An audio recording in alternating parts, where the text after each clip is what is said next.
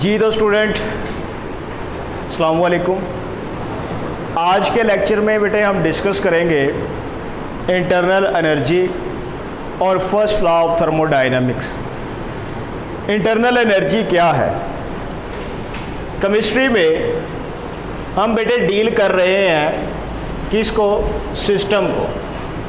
कल मैंने आपको बताया था कि सिस्टम बेटे क्या है? Anything under observation.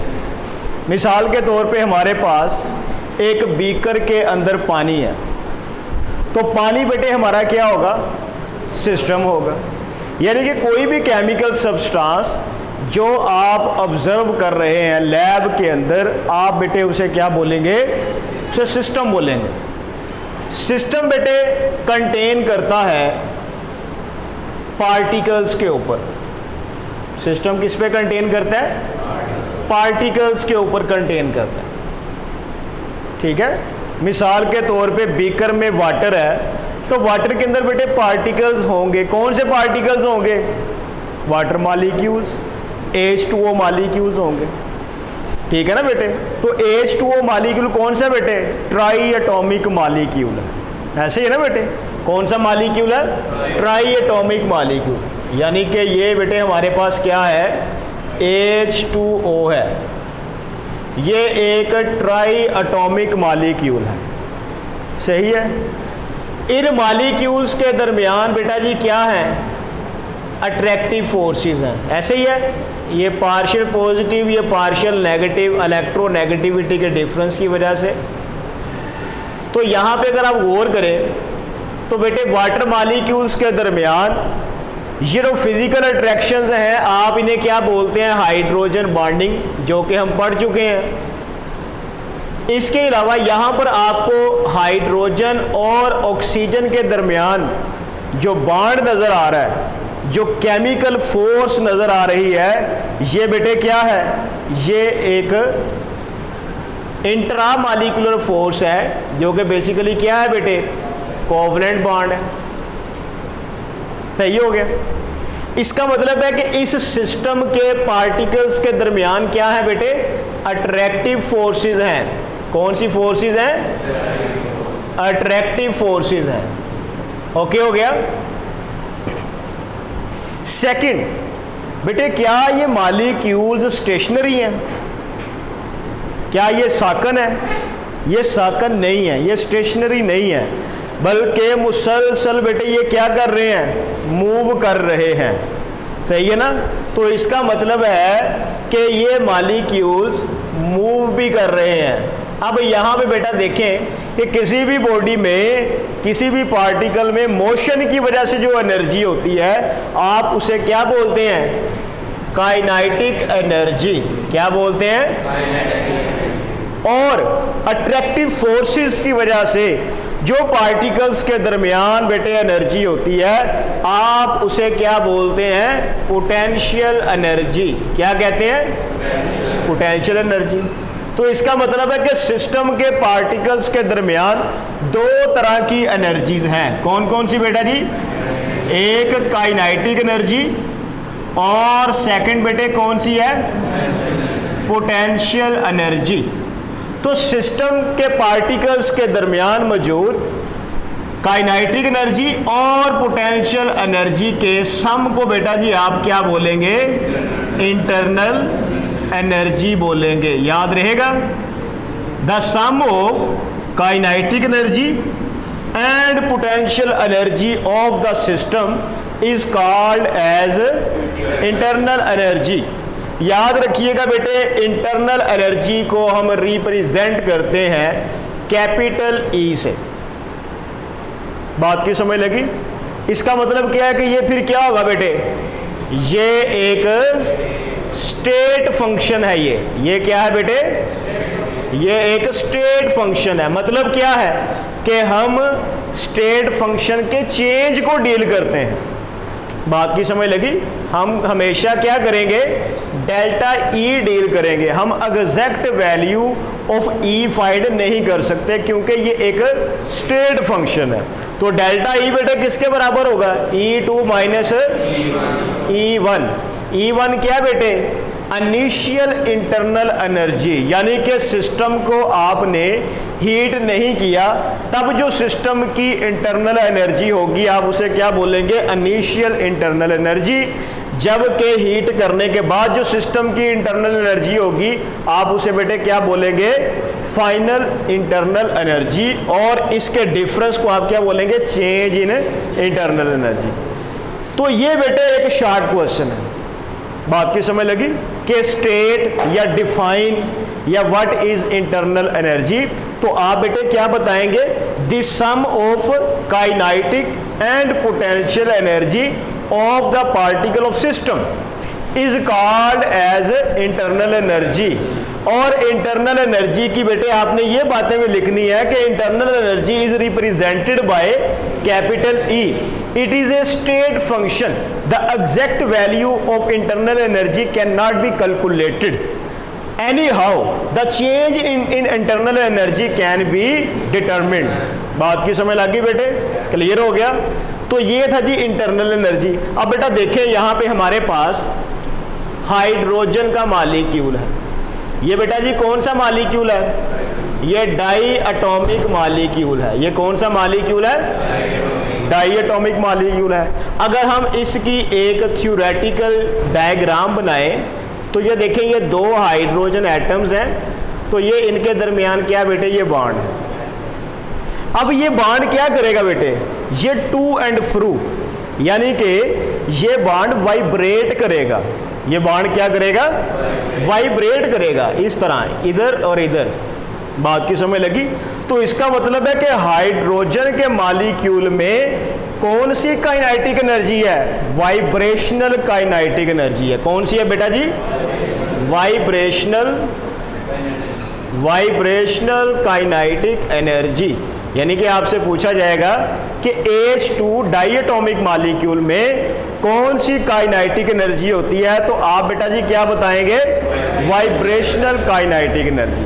बात की समझ लगी। इसी तरह बेटा जी हमारे पास मोनो एटॉमिक मॉलिक्यूल है हीलियम। तो हीलियम का मॉलिक्यूल बेटा एक स्पेसिफिक डायरेक्शन में इधर को मूव कर सकता है, इधर को मूव कर सकता है।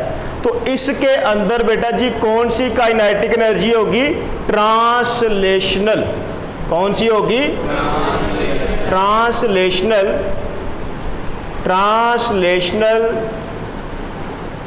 Kinetic energy. बात की समझ लगी। और जो ट्राइएटॉमिक मॉलिक्यूल है जैसा कि वाटर, इसके अंदर बेटा जी कौन सी काइनेटिक एनर्जी होगी, रोटेशनल। ठीक है। फॉर एग्जाम्पल हमारे पास ये BF3 का मॉलिक्यूल है, तो BF3 के मॉलिक्यूल में बेटा जी कौन सी होगी, रोटेशनल काइनेटिक एनर्जी। यानी कि मोनो एटॉमिक मॉलिक्यूल में ट्रांसलेशनल, डाई एटॉमिक मॉलिक्यूल में वाइब्रेशनल और ट्राई एटॉमिक मॉलिक्यूल में रोटेशनल काइनेटिक एनर्जी होती है। बात की समझ लगी। या ओवरऑल आप कह सकते हैं कि सिस्टम के पार्टिकल स्टेशनरी नहीं होते बल्कि वो मुसलसल मूव कर रहे होते हैं, और उनमें मोशन की वजह से जो एनर्जी होती है आप उसे क्या बोलते हैं, आप उसे काइनेटिक एनर्जी बोलते हैं। और पार्टिकल्स के दरमियान फिजिकल और केमिकल अट्रैक्शन की वजह से जो एनर्जी है आप बेटे उसे क्या बोलते हैं, आप उसे पोटेंशियल एनर्जी बोलते हैं। तो सिस्टम की काइनेटिक एनर्जी और पोटेंशियल एनर्जी के सम को बेटा जी क्या बोलेंगे आप, इंटरनल एनर्जी। और इंटरनल एनर्जी क्या है, एक स्टेट फंक्शन है। इसकी हम क्या चीज फाइंड करते हैं, चेंज को फाइंड करते हैं। बात की समझ लगी बेटे। नेक्स्ट हम पॉइंट को डिस्कस करते हैं, वो है जी फर्स्ट लॉ ऑफ थर्मोडायनामिक्स। इसको अरेज कर दूं, ठीक है जी। अब हम डिस्कस करते हैं बेटे first law of thermodynamics.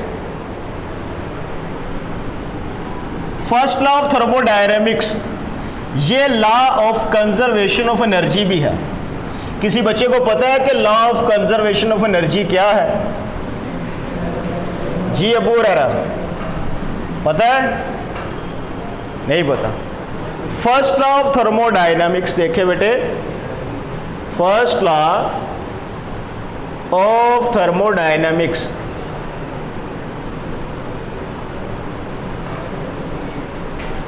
First law of thermodynamics बेटे क्या है कि जो एनर्जी है ये बेटे जी क्या है, एनर्जी है। इसके बारे में कहा जाता है कि energy can not be created, energy can not be created, energy can not be destroy, can not be destroyed. Energy हम ना तो बेटे क्रिएट कर सकते हैं ना ही डिस्ट्रॉय कर सकते हैं। एनर्जी सिर्फ क्या हो सकती है बेटे, चेंज हो सकती है, ठीक है, वन फॉर्म से अदर फॉर्म में, सिस्टम से सराउंडिंग में या सराउंडिंग से सिस्टम में एनर्जी ट्रेवल करेगी तो उसकी सिर्फ क्या चेंज होगी, फॉर्म चेंज होगी, ठीक है ना बेटे, सिर्फ उसकी क्या होगी, फॉर्म चेंज होगी। अगर एनर्जी ट्रेवल करे कहाँ से, सिस्टम से सराउंडिंग्स में, या फिर बेटा जी क्या करे, सराउंडिंग से सिस्टम की तरफ एनर्जी ट्रेवल करेगी तो इसकी बेटे क्या चेंज होगी, सिर्फ फॉर्म चेंज होगी।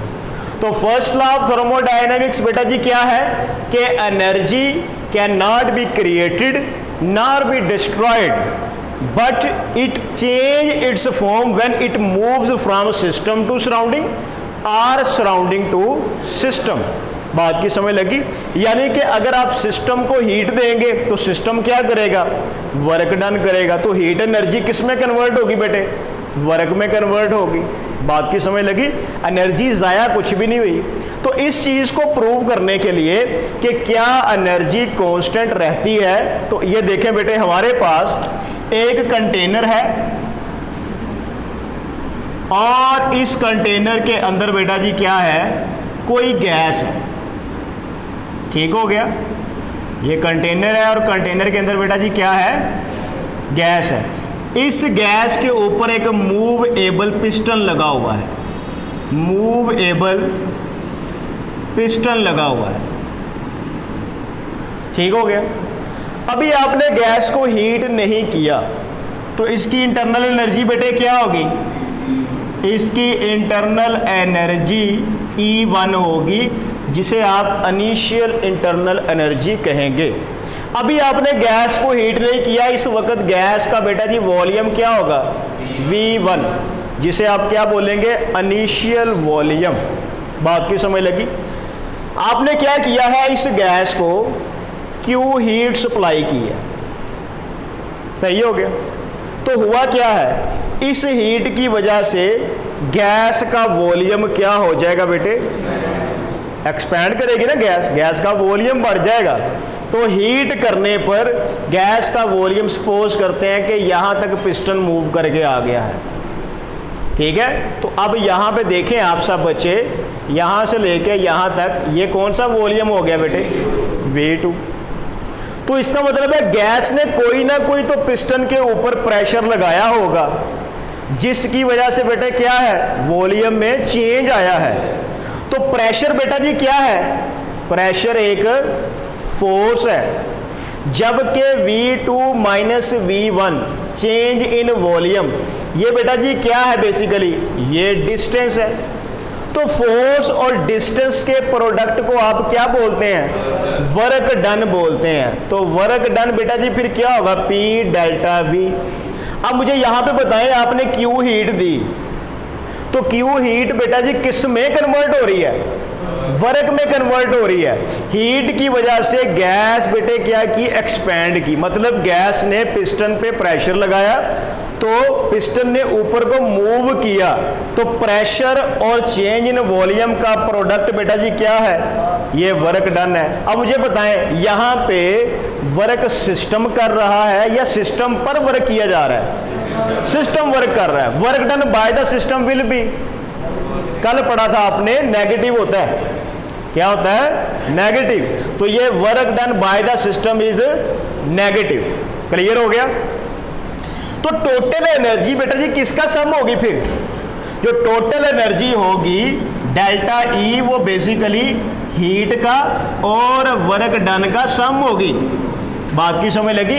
यानी कि यहां पर जो सिस्टम को आपने क्यू हीट दी है वो जाया नहीं हुई, वो कन्वर्ट हो गई है किसमें? वर्क डन में। तो सिस्टम की टोटल एनर्जी फिर किसका सम होगी बेटे? हीट और वर्क का। इस लॉ को आप क्या बोलते हैं? फर्स्ट लॉ ऑफ थर्मोडायनेमिक्स कि energy can not be created nor be destroyed but changes from one form to other form when it moves from system to surrounding और सराउंडिंग टू सिस्टम। तो ये बेटे मैथमेटिकल एक्सप्रेशन है किसका बेटे? First law of thermodynamics का। अब इसमें आप वैल्यू पुट कर दें, डेल्टा ई बेटा जी किसके बराबर आ गया? Q minus P delta we. W की वैल्यू हमने पुट कर दी। ये माइनस का साइन क्यों आया? क्योंकि यहां पर सिस्टम ने वर्क किया है, ऐसे ही है। अगर बेटे हम क्या करें, if we keep piston fix, अगर आप इस पिस्टन को फिक्स कर दें और गैस को हीट करें तो फिर क्या गैस जो है वो वर्क नहीं करेगी? तब क्या होगा? कहते हैं तब डेल्टा वी जो है वो जीरो हो जाएगा, वॉल्यूम चेंज नहीं होगा। तो फिर हम यहां पे क्या करेंगे बेटे? डेल्टा ई किसके बराबर आ जाएगा? Q minus P multiply zero. तो ये वाली वैल्यू क्या हो गई? जीरो। तो इसका मतलब है कि डेल्टा ई किसके इक्वल आ जाएगा? Q V. मतलब क्या है कि अगर कांस्टेंट वॉल्यूम पर सिस्टम को हीट किया जाए तो वो बेटे सिस्टम की क्या चेंज कर देगा? Internal energy. बात की समझ लगी ना? अभी भी हीट जाया नहीं हुई, अब हीट किस में कन्वर्ट हो गई है? चेंज इन इंटरनल एनर्जी के। तो ये भी बेटे क्या है? फर्स्ट लॉ ऑफ थर्मोडायनामिक्स की मैथमेटिकल फॉर्म है कि अगर कांस्टेंट वॉल्यूम के ऊपर सिस्टम को हीट किया जाए तो सिस्टम की इंटरनल एनर्जी में चेंज आ जाता है। तो ये वाली भी मैथमेटिकल फॉर्म है, ये भी मैथमेटिकल फॉर्म है किसकी? फर्स्ट लॉ ऑफ थर्मोडायनामिक्स की, कि एनर्जी ना तो क्रिएट होती है ना डिस्ट्रॉय होती है, लेकिन जब सिस्टम से सराउंडिंग में या सराउंडिंग से सिस्टम में मूव करेगी तो उसकी सिर्फ बेटे क्या होती है? फॉर्म चेंज होती है। यहां पर एफएससी लेवल पर हम जो बेटे डील करेंगे वर्क डन, वो सिर्फ वही वर्क डन होगा जो सिस्टम वर्क करेगा, work done by the system. हम यहाँ पे कौन सा डिस्कस करेंगे? Work done by the system. Work done on the system जो है वो प्योरली आप बीएससी की केमिस्ट्री में या फिजिक्स में डील करते हैं, work done on the system. यहाँ पे हम क्या डिस्कस करेंगे? Work done by the system. बात की समझ लगी बेटे? तो ये दोनों मैथमेटिकल फॉर्म से हमने ये प्रूव कर दिया कि सिस्टम की जो टोटल एनर्जी है वो हमेशा क्या रहती है? कंजर्व रहती है, कांस्टेंट रहती है। सब बच्चों को आज के लेक्चर की समझ लगी? Any question about this? Okay.